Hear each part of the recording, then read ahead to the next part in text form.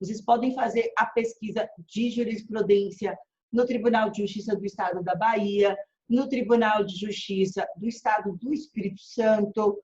Vocês podem fazer isso no STF, né? Até porque o STF ele já trata de matéria infraconstitucional. Então, são temas que já possuem grandes repercussões. E sem falar no Supremo Tribunal Federal, às vezes o estudante de direito passa semestres, anos da faculdade de direito, sem nunca ter sequer visitado a página do Superior Tribunal de Justiça ou mesmo do Supremo Tribunal Federal, ter estudado as súmulas, os acórdãos, os precedentes normativos, tá bom? O que foi que vocês acharam?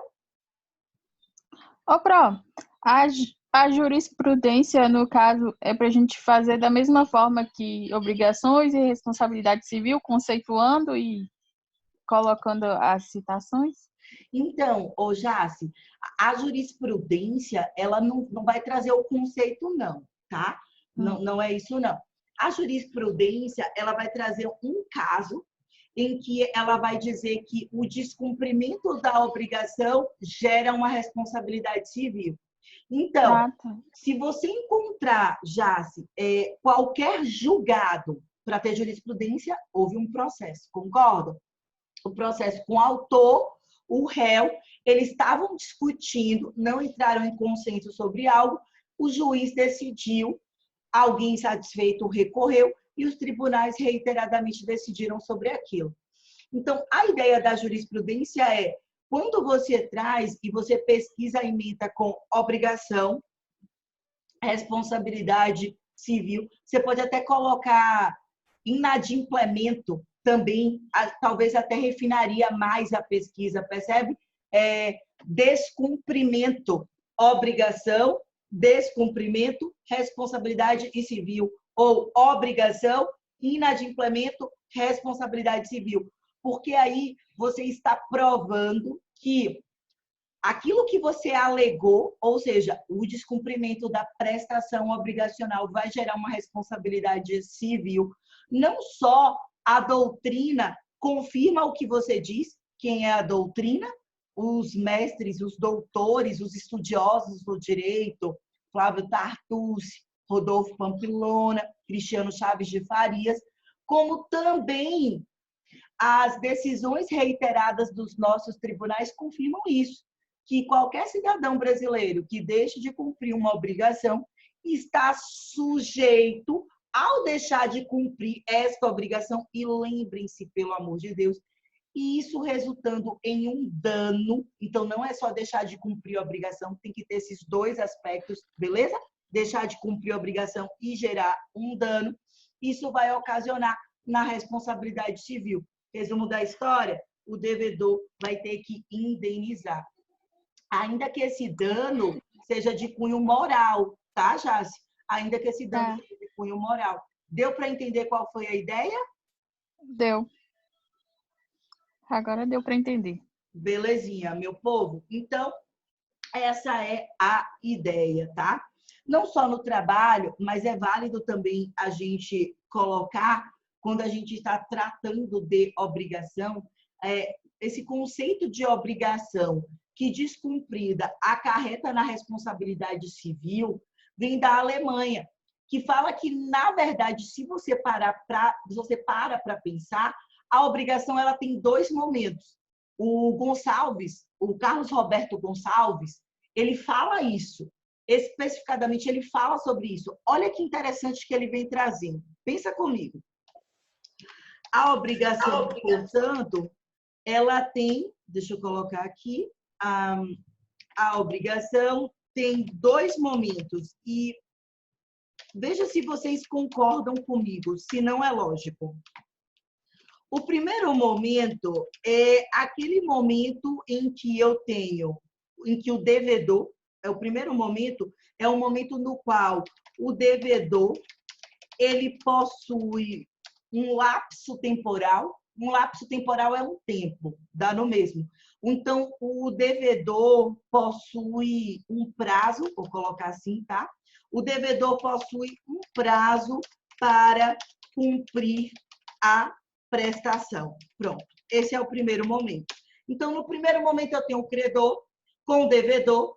Existe uma obrigação a ser cumprida, uma prestação, fazer, não fazer, e tem um prazo, um lapso temporal para se cumprir isso. Qual seria o segundo momento? O segundo momento é quando esta obrigação ela é considerada vencida. É quando eu posso dizer que ela foi descumprida. É quando eu posso dizer que o pacto entre nós ele foi quebrado. Então, quem estabeleceu a obrigação? E essa chega para Jace e diz assim, ô Jace, bora pactuar que é uma obrigação amanhã, vamos. Ó, você vai me dar 20 vaquinhas malhadas. Ó, tá lembrando do conceito de obrigação? Ainda estou trazendo uma obrigação certa, determinada. 20 vaquinhas malhadas, da raça tal, assim, assim, assim, assim, assim, assim. Você vai me entregar no dia 21 de junho. Beleza? Qual o momento que a gente está? Frank, Pedro, no primeiro momento da obrigação. Ela não foi vencida ainda. Ela está no prazo de cumprimento. Daqui, de 21 de maio, de quando ela foi pactuada, até a data final de vencimento, eu posso cumprir. Concorda comigo? Então, neste primeiro momento, que é o momento da obrigação, é o momento pelo qual ela pode vir a ocorrer. Quando a gente está falando do segundo momento, é quando a obrigação já foi vencida, ok? O prazo para cumprimento da obrigação já fora vencido, beleza? Então, neste segundo momento, o prazo para cumprimento da obrigação, ele já foi vencido. Uma vez que ele já fora vencido, perceba, eu já descumprir com a obrigação. Então, no segundo momento, a gente fala que houve o descumprimento. O segundo momento, quando eu chego nele, ele é sinônimo, ele é resultado de descumprimento. E aí não importa por qual motivo. Se eu descumprir porque quis mesmo e agi de má fé, se eu descumprir porque, na verdade, eu agi com culpa, que merda, eu não deveria ter estacionado ali, bem no meio, mas estacionei e acabou acontecendo. Ou se eu descumprir em virtude de um caso fortuito de uma força maior. Eu não sei se vocês acompanharam, um tempo atrás, houveram diversas enchentes no estado do Espírito Santo. Ó, alagou, levou as vaquinhas, levou o cartório, quase que leva até o povo. Ou seja, eu não descumpri porque eu não quis. Mas fato é que ao descumprir, então raciocina, pensa, descumprimento mais dano, o dano tem que ser provado, não é o que eu alego. Qual foi o dano? O dano é que eu estava esperando a vaquinha, da vaquinha eu ia pegar o leite da vaquinha, produzir o queijo. Sem a vaquinha não tem leite, sem leite não tem queijo, logo eu tenho um dano. O dano tem que ser provado. Descumprimento mais dano é igual, ou seja, você pensa que o resultado, o sinônimo disso é a acarretação, né? Vai gerar dano mesmo da responsabilidade civil, tá? Isso vocês vão encontrar aí por todo o Código Civil. O 186 fala isso, o 927 fala isso, o 928, e que vocês podem muito bem fazer uso no trabalho de vocês. Ou seja, muitos autores, inclusive os alemães, acabavam defendendo que a responsabilidade civil nada mais era do que uma consequência, um resultado, caso não houvesse o cumprimento da obrigação. É como se a responsabilidade civil ela estivesse adstrita, ela dependesse do descumprimento da obrigação, ela estivesse vinculada ao descumprimento da obrigação, tá? Quando vocês chegarem lá para estudar o programa de responsabilidade civil no 5º, 6º semestre, vocês vão perceber que a responsabilidade civil vai além do descumprimento da obrigação. A responsabilidade civil também decorre da teoria do risco, e vocês irão estudar isso. A responsabilidade civil decorre também da administração estatal e a gestão dos recursos públicos, mas isso aí é pano para manga em outro momento, beleza? Eu gostaria, e aí talvez, eu não sei se vocês vão conseguir trabalhar isso, trazer no trabalho, mas se não, é importante que a gente traga uma classificação que vocês precisam ficar atentos e que é de suma importância para a nossa profissão, ou vai ser para a de vocês, tá? Eu diria para todo mundo. Quem é notário e registrador, quem é advogado, quem é juiz, quem é promotor, quem é professor, quem é estudante, não importa. Se você vive, se você respira e você é sujeito de direito, você pode estar sujeito, tá, a uma obrigação de meio ou a uma obrigação de resultado. Vamos anotar isso? Vem comigo. Aqui é outro aspecto, outro tópico que vai tanger, que vai resultar no estudo da responsabilidade civil. Então, vem comigo. Anota, bebê, aguenta aí mais um pouquinho. Obrigação de meio versus obrigação de resultado. Já ouviram falar sobre isso? Se já ouviram falar, a doutrina, a jurisprudência acaba discutindo muito isso quanto ao estudo da obrigação de meio versus a obrigação de resultado. Primeira coisa, vamos tentar aqui trazer uma ideia conceituando o que seja a obrigação de meio e conceituando o que seja a obrigação de resultado. Amores, quando a gente está pensando na obrigação de meio, perceba que a própria nomenclatura, ela acaba já nos remetendo, né? Então, quando a gente está pensando na obrigação de meio, o que a gente está tratando é que na obrigação de meio deve existir uma prudência devida, tá? Uma prudência devida pelo profissional, pelo agente. Então, na obrigação de meio, ele tem que ser diligente e utilizar uma prudência razoável, proporcional àquilo que a doutrina vai chamar de homem médio. Porra, Pro, me explica isso na prática. Olha como é simples de entender. Uma discussão que não escreva nada. Olhe para mim, essa discussão é interessantíssima, já caiu em prova da OAB, já bombou. Presta atenção. Advogado. A prestação de serviços advocatícios. O advogado, doutor Matheus, vira para o cliente Pedro e diz assim, isso aqui é causa-ganha, venha, painho. Pode vir pagar meus honorários gostosinho da Bahia, que eu ajuizo esse processo e eu ganho. Meu povo, dá merda. Por que dá merda? Porque doutor Matheus não obtém uma sentença favorável, pelo contrário, a sentença é de improcedência. Depois, doutor Matheus até vai, ele recorre, o recurso de apelação dentro do prazo de lei, 15 dias úteis, faz tudo direitinho, perde no Tribunal de Justiça. Depois ele interpõe o recurso especial, perde no Superior Tribunal de Justiça. Recurso extraordinário, Supremo Tribunal Federal, perde no Supremo Tribunal Federal.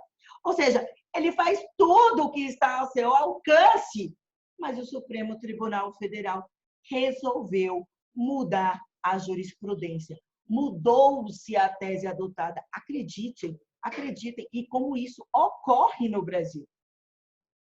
E aí?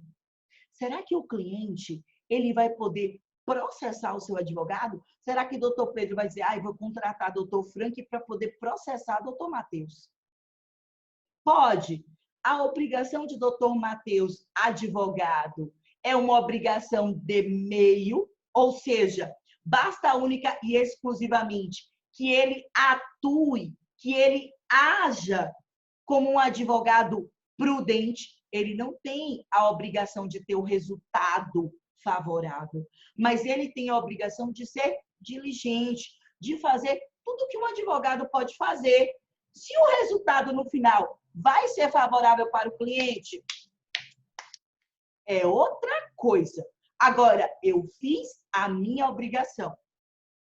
Não tenham dúvidas, tá? Não tenham dúvidas. Isso já está pacificado, inclusive no Superior Tribunal de Justiça. A obrigação do advogado é uma obrigação de meio, ok? Então, para vocês entenderem, e eu colocaria até aqui como exemplo, a obrigação do advogado quanto à prestação de serviços advocatícios. Ou seja, o advogado, e daí não importa se ele prometeu ou se ele não prometeu, mas ele não tem como garantir que o resultado final será satisfativo, que a sentença será exitosa, que haverá uma procedência total da sentença, ou até mesmo uma procedência parcial. Mas ele garantiu. Já está pacificado que é uma obrigação de meio. Ou seja, o que não pode? O que não pode é, doutor Matheus estava assoberbado, dormiu no ponto e perdeu o prazo para recorrer. Ele foi apelar, recurso de apelação é o nome, ele foi recorrer no 16º dia. Porra, meu povo, o cara quando vai recorrer não recorre nem no prazo correto, não junta nem a documentação necessária. Peraí, aí ele não está sendo diligente, tá? Então, se ele não está sendo diligente, se ele não está agindo com o zelo profissional, aí sim, inclusive o doutor Matheus poderá ser responsabilizado por perda de uma chance. Anota isso, tá? Vale a pena. É o nome assim da ação, ó. Ação de responsabilidade por perda de uma chance. Ou seja, eu poderia ter ganho esta causa, eu poderia ter ganho este processo, mas o meu advogado não fez nem o mínimo, nem o básico necessário. Ele não foi diligente, ele não foi zeloso, e por isso eu perdi a minha chance. E daí, o advogado ele pode ser responsabilizado civilmente e administrativamente até perante a OAB, o seu órgão seccional, tá bom? Então, a obrigação do advogado é uma obrigação de meio. Eu só preciso agir com zelo, com proporcionalidade, com razoabilidade. Isso serve para o advogado, isso serve para o contador, para os profissionais liberais como um todo. Diferentemente da obrigação de meio, que é a regra geral no nosso ordenamento jurídico brasileiro, nós temos a obrigação de resultado. A obrigação de resultado. O que é essa obrigação de resultado? Na obrigação de resultado, o profissional ele está preocupado porque ele deve atingir o objetivo final ao qual ele se propôs, tá? Então, você vai escrever assim, que na obrigação de resultado deve o profissional, tá certo? Se preocupar em atingir o objetivo final ao qual se propôs desde o início. Beleza, meu povo? Ou seja, aqui, quando a gente está diante de uma obrigação de resultado, já não importa o que eu fiz. Ou seja, eu não vou avaliar a minha conduta, a conduta do profissional. Se ele foi diligente, se ele foi zeloso, se ele fez tudo o que ele poderia fazer.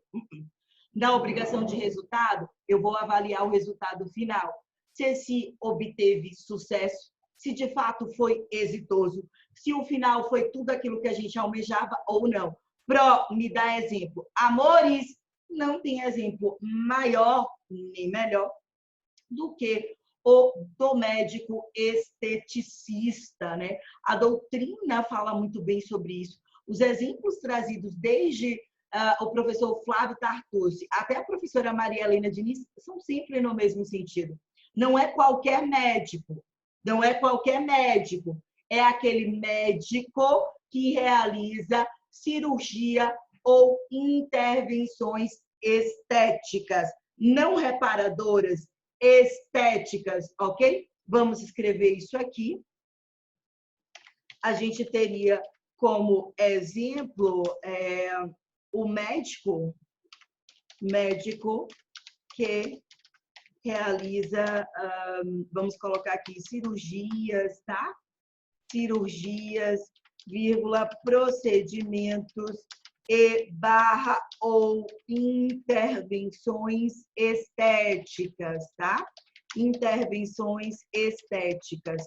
Ou seja, quando a gente está diante desse tipo de profissional, e por vezes não é só o médico, é o fisioterapeuta, é o dermatologista, tá? O que ele está dizendo é que a obrigação dele é de resultado. Ou seja, olha, eu quero ficar com a testa assim, eu quero ficar com o nariz fininho, eu quero ficar com a sobrancelha assim, eu quero ficar esticada, sei lá, meu povo, o que for.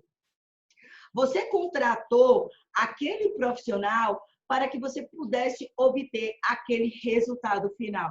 E o STJ, inclusive o Supremo Tribunal Federal, já pacificaram o tema quanto a procedimentos estéticos. De fato, se um profissional ele se preocupa em fornecer serviços estéticos, quem contrata serviço estético está fazendo porque quer ficar com aquele peito, com aquele seio, com aquela cintura, entende? Com aquele bumbum, com aquela barriga.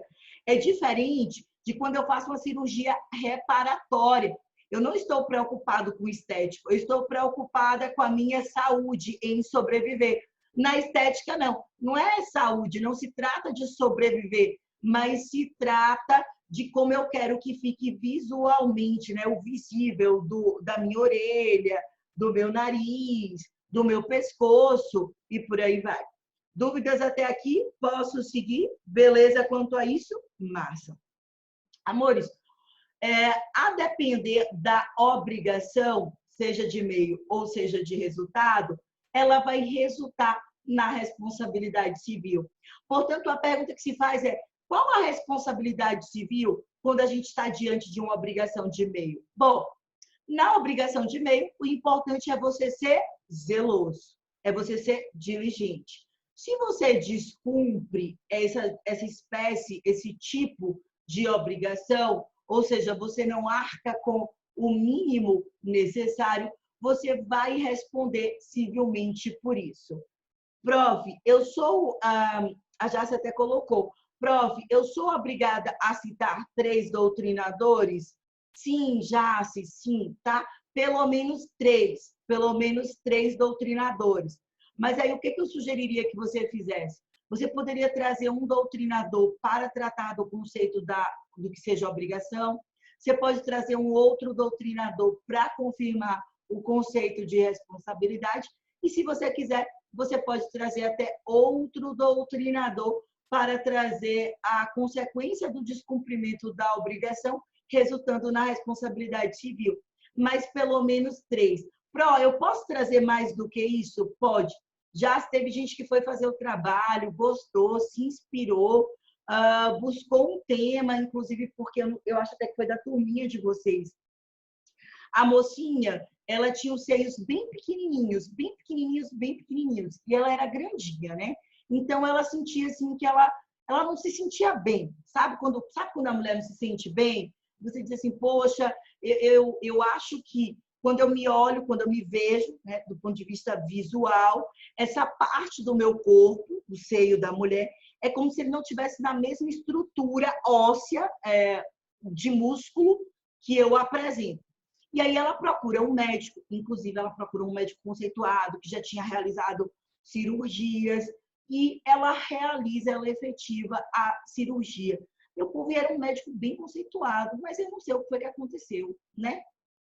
Certo é que eles levam as próteses lá para a hora da cirurgia para escolher, ficou um maior, um seio maior e outro menor. Só que assim, ficou algo bem visível, entende? E essa situação fez com que, como a gente fala que é uma cirurgia estética, em que você coloca prótese de silicone, em que ela é insatisfeita, ela volta para a mesa de cirurgia para poder tirar, lavar e recolocar o silicone. Quando ela volta para a mesa de cirurgia, que aí eles ficam iguaizinhos, o que estava menor, que passou a ficar igual ao outro, né? Ele mexe nesse daqui não, mas esse aqui que estava menor para ficar igual de cá, o da direita com a esquerda, ela acaba pegando uma infecção hospitalar, uma bactéria, aquela bactéria que come carne, a carne de ser humano. E isso faz com que ela tenha que voltar de novo, porque como tem a bactéria, você tem que tirar, lavar, limpar, tratar. Ou seja, foram idas e vindas por conta do primeiro procedimento, por conta da primeira cirurgia. Isso fez com que ela ocasionasse em ajuizar uma ação de reparação, né, por danos estéticos, responsabilizando civilmente o médico, a equipe, tá? Em virtude do quê? De se tratar de uma cirurgia estética, ou seja, ela tinha um objetivo que não foi alcançado. Foram tantas cirurgias, ela ficou com tantas cicatrizes que a parte estética, digamos assim, não se conseguiu obter êxito. Então, já se você pode utilizar a mais, pode, tá? Mas pelo menos esses 3 doutrinadores, tá certo? Belezinha? Amores, uma outra situação que eu acho que vocês podem tratar e que é interessante é o seguinte. Quando a gente estava falando da obrigação, eu ia falar da contratual e da extracontratual, mas só para a gente voltar. Da obrigação de e-mail e da obrigação de resultado, tá?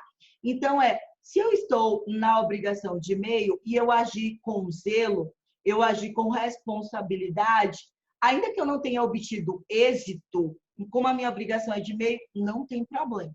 Eu só virei a responder caso eu tenha agido de forma, como é que eu poderia dizer?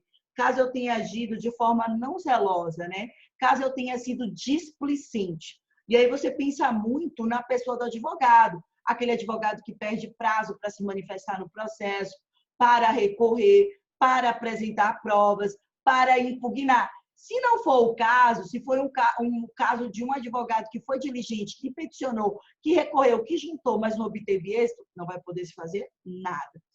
O que se distingue para a obrigação de resultado, que aí já não importa tanto a conduta do cara, se ele fez tudo o que ele poderia fazer. O que importa é o resultado final. O resultado final foi satisfativo ou não foi satisfativo? E daí, ele só não responde nessa obrigação de resultado se ocorre um caso fortuito ou uma força maior.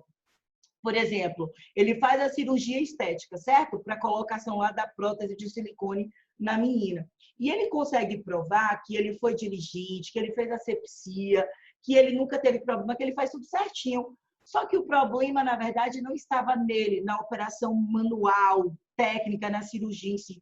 O problema estava na prótese. A prótese, o fabricante, né, foi quem forneceu uma prótese defeituosa e daí ninguém teria como saber. Bom, como nisso a gente tem aí uma força maior, né, algo que não dependeu do médico, que não foi ele que ocasionou, poderia, inclusive, ser uma excludente ou até uma minimização da responsabilização civil do médico, tá? Esteticista. Tirando o caso fortuito ou a força maior, não se consegue, viu, bebê? Se ele não atingir o resultado, ele não vai conseguir excluir nem minimizar a responsabilidade civil. Beleza, meu povo? Claro que, no caso concreto, você vai acabar observando se a vítima também concorreu para o episódio. Existem muitas, e eu falo do gênero das mulheres em si, né? Do gênero feminino, porque elas são mais, nós somos, né? Nós somos mais afeitas aos procedimentos estéticos. Apesar de que hoje é muito comum também, os homens têm procurado constantemente, em demasia. Mas digo que para as mulheres isso tem se tornado muito comum.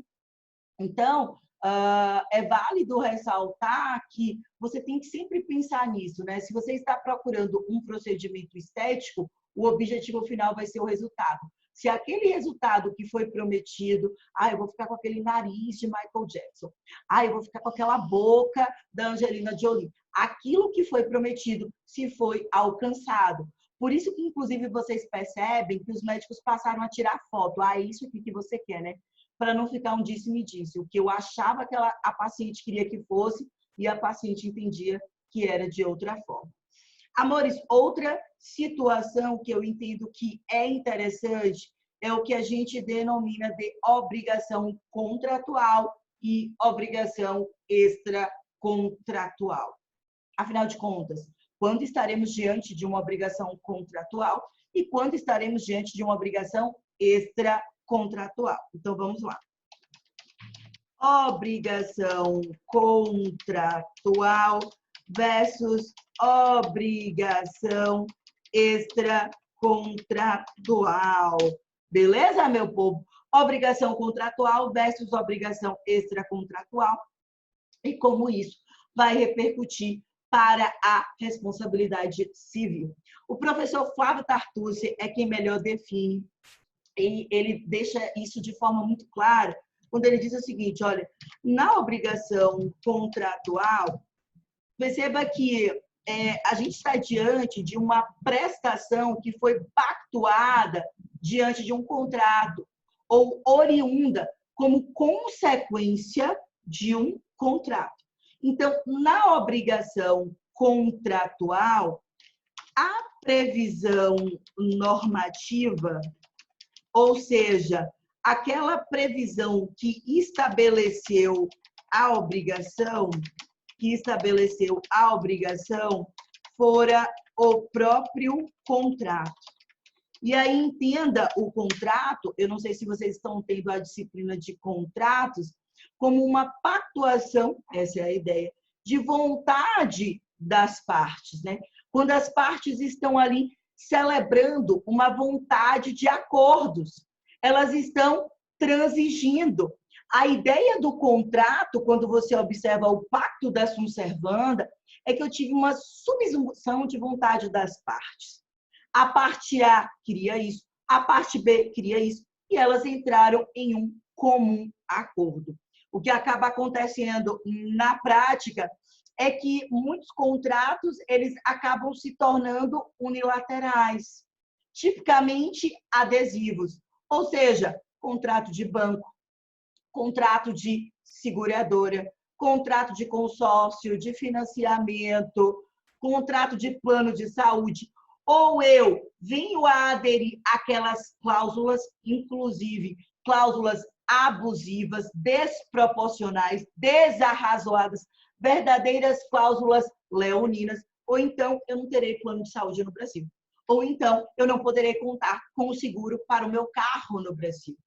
E, por vezes, o contrato, ele que deveria ser bilateral, ele que deveria ser oneroso, ele que deveria ser sinalagmático, ele que deveria preservar a vontade das partes, nada mais faz do que ser um contrato que privilegia a vontade da parte mais forte em detrimento, em consequência, daquela parte que é hipossuficiente economicamente e tecnicamente, como nós, consumidores. Consumidores de serviços bancários, consumidores de serviços, de planos de saúde e por aí vai, tá? Então, como dizia eu, a obrigação contratual, ela decorre, a sua base legal, o seu instrumento normativo será o próprio contrato. Aquilo que o contrato diz, eu terei que cumprir. Contrato de compra e venda, tá? Contrato de permuta, contrato de doação, contrato de união estável, contrato de comodato, eu vou obedecer às regras do contrato. O que você, operador do direito, tem que ter cuidado? Se a minha obrigação é contratual, porque eu tenho um contrato regendo, eu não tenho que ir para a lei. A minha primeira base é o próprio contrato. Então, Ingrid, eu loquei um imóvel. E aí, quanto tempo eu tenho para notificar o locador, o proprietário do imóvel, que eu não irei permanecer? Eu não tenho que verificar a lei de locações. A minha primeira base é o contrato. O que rege o contrato? Ah, o contrato rege isso. Você vai para o contrato. Ingrid, eu tenho um contrato de compra e venda.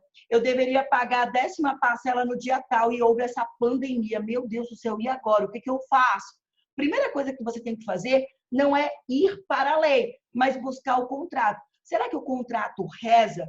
Será que ele não expõe? Será que ele não diz ali que caso haja um atraso e esse atraso decorra de uma força maior, que poderá haver a redução, a revisão daquela parcela, um desconto ou etc. Beleza? Então, a primeira base, quando eu estou diante de uma obrigação contratual, é o próprio contrato. Amores, diferentemente da obrigação contratual, a gente tem a obrigação extracontratual, ok? Nessa obrigação extracontratual, perceba que a minha base normativa será a própria lei, será a própria norma posta. Então, eu quero que vocês coloquem que na obrigação extracontratual, a base normativa será a regra, né? A base normativa será a regra do preceito normativo, né? A base normativa será a regra da lei, do preceito da norma, tá? Do que diz propriamente dita a lei. Então, eu não tenho um contrato com o meu vizinho. Eu não estabeleci contrato com o meu vizinho para o meu vizinho morar aqui do meu lado. E na direita, na esquerda, eu não estabeleci, não tem contrato.